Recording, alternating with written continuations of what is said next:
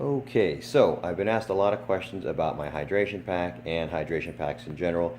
So instead of typing a long message for everybody to try and get through on our chat page, I thought I would just at least shoot a video a little bit easier to consume, and then you can kind of see how the one that I have works and just some general thoughts on hydration packs in general. So the one that I use is by a company called Geigerrig, and this one's called the Geigerrig Rigger Tactical Bag. It's very durable, and the material and the zippers themselves have held up really, really well over several races. The reason I like this one in particular is because it is smaller. It's a 2-liter and has just enough storage space here in a side pocket, as you can see, to put in a few things. I'll usually have my cell phone in here at times when we're training, put some gels and a few other things in here, and the space is good. It's also a 2-liter bag, which means it holds just enough water to get around. I find these to be very important when we're training, primarily because when you're training there's no water stations out there, and the heat during the summer is pretty darn aggressive. So one of the things I like about it is you can have your water with you. Now here's my general thoughts on, do you need one for the Spartan race? For the shorter race, my general thoughts would be probably not. There will be water on the course, and you should be able to hydrate pretty regularly even on the sprint, which is a shorter race to begin with. But as you go into the super race, which is anywhere from 8 to 10 miles, or the beast, which is 12 to 14 or 15 miles, certainly think that these are very, very handy to have. So those are just some general thoughts. You don't necessarily need one for the race, but I think they're great for training so you can maintain hydration. The one nice thing is when you do have storage on any size, of course, if you are using energy gels or any kind of fuel, if you will, on the course, which you should fuel up every 45 minutes or so, then they're nice because then you can have actually a little bit of extra storage. The one I use here is the Geigerrig, as I mentioned, the Rigger. The reason I like it a lot primarily is because it has sort of a unique feature to it. They call it the hydration. It's a pressure bladder. So basically you just use the pump that's located here, and you just pump it several times. As the pressure builds in the bladder, you can actually squirt water right out of the pack itself. So this has come in handy on a few occasions for a few things. One, when you don't have to actually use the bite valve, you can actually just squeeze it. Two, you can share your water at that point, which obviously we've done several times on the track. Another feature that comes in handy is if you need to rinse something off, for example, a cut or anything of that nature, or even just rinse your hands off, you can use the bladder for that.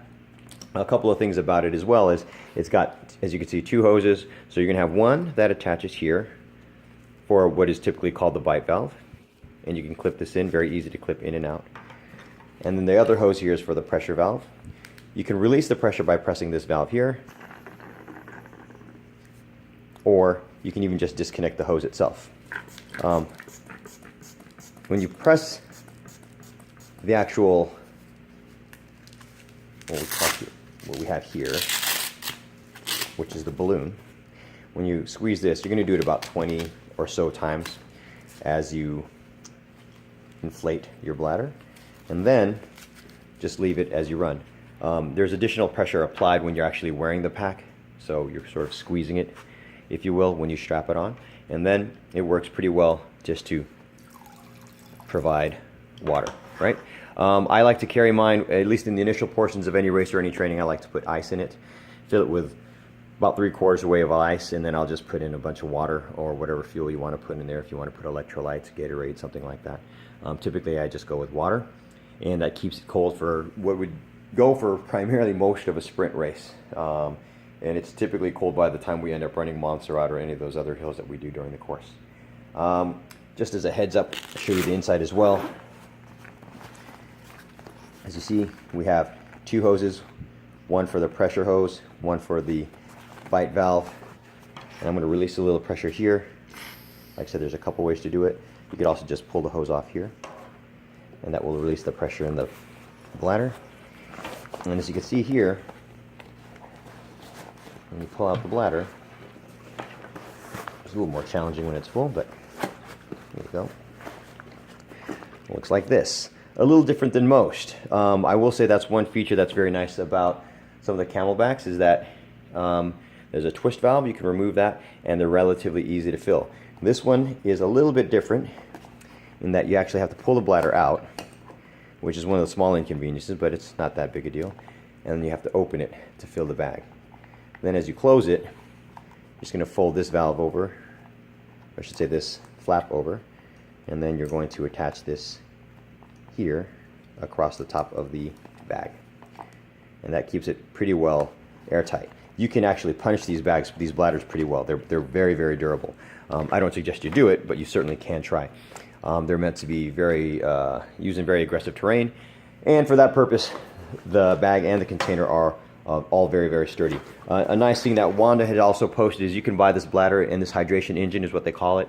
You can buy this entire engine contraption for your own Camelback or anything else that'll fit a typical 2-liter bladder, or 70-ounce bladder, I should say. So if you have something already that you use, I know that Mark, for example, has a really nice Camelback that would fit this very well. Very similar in design. As you can see, it's a lot smaller. Geigerrig also makes one that's a little bit larger than this, that actually holds quite a bit more water, 100 ounces, but it also has a lot more storage for those of you who like to carry a lot of things, as you use this for more than just racing or running obstacle courses. So that's the Geigerrig. Again, my general thoughts, if you're looking at a hydration pack for the Spartan Sprint, it may not entirely be necessary. Some people like to have it for just for the comfort of knowing they have their own water and fuel with them. Some people might want to carry something like a camera or something along the course. These make a great little tool for carrying that stuff around. But do you need one for the sprint? Not entirely, in my opinion. When you get to the longer races, I think it's a great idea, so you have hydration as you need it. And if you race competitively, then obviously carrying around extra water is just a little bit of extra weight to carry around. While you're on a Spartan course, oftentimes they won't allow you to take your bag off. So it depends on the course and the judges that are there. If you're wearing your hydration pack, for example, and you have to do a barbed wire crawl, some people will take those hydration packs off, set them to the side, do the crawl, recover their bag, and start running. In some courses, they won't allow you to do that. So just keep that in mind when you bring your bag with you, that you may be tasked with carrying it absolutely everywhere, even through the mud. Okay? Other than that, this is the one that I use. There are several of them out there. The one thing I will say for sure that you want to make sure that you have in any hydration bag is, one, good durability. Two, this one comes with your typical shoulder straps, but it also has a cross strap, which keeps it nice and sturdy and attached on in the front. This hangs just below my chest line across the rib cage. For those of you who have ones that hang higher, it's good to have the secondary strap across the bottom, so as you run, it does not bounce around. For those of you using a Camelback, one of the things that I like to do after you fill it with water is turn it upside down and then get all the air out of it, so that way the water doesn't slush around too much. So if you remove the air, then all you have is a bladder full of water, and as you release water, it takes away the extra space that is consumed by air, and that way your water doesn't slosh around with you as you're running with a different type of hydration pack. This doesn't do it too much because the bladder actually fills with air and make sure that the pressure is good. Other than that, hope you find it useful. If you have any questions, just hit me up on Messenger.